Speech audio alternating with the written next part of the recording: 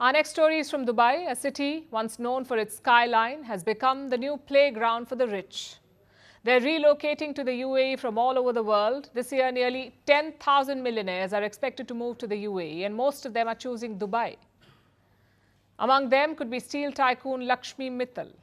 We told you about him yesterday. Reports say he's leaving the UK and he'll spend more time in Dubai. But what explains this larger trend? Why are the wealthy heading to Dubai? Because it offers something that most cities don't.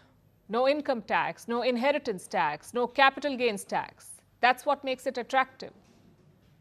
Of course, there's a downside of this rush. Real estate costs are spiking, so are rents and road traffic.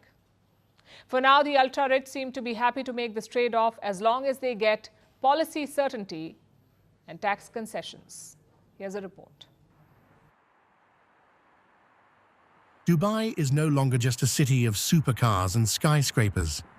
It's becoming something else, a safe haven for the world's ultra-rich.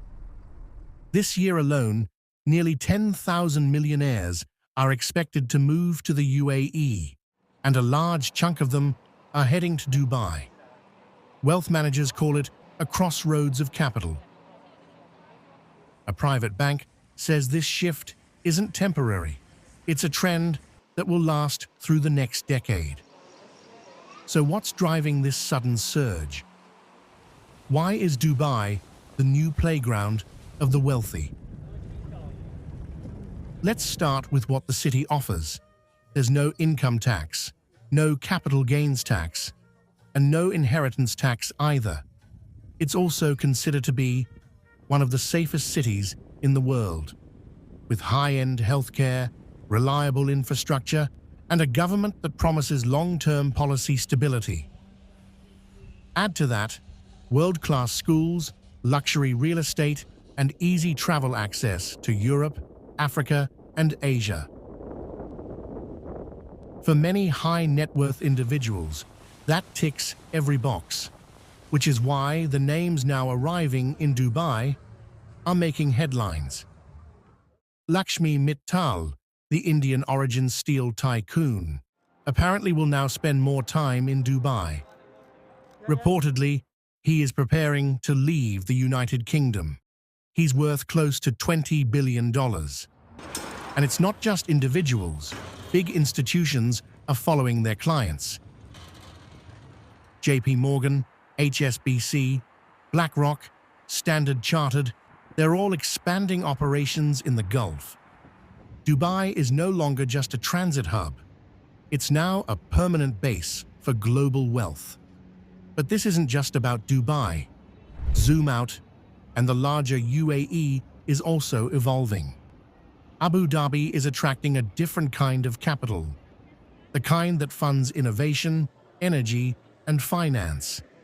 It's where global asset managers are setting up shop because the regulatory environment is stable and the incentives are strong. In fact, the UAE is now ranked among the top 3 destinations for migrating millionaires. It sits ahead of the UK, ahead of Hong Kong, and ahead of most traditional financial capitals. But here's the catch. Living in Dubai isn't cheap.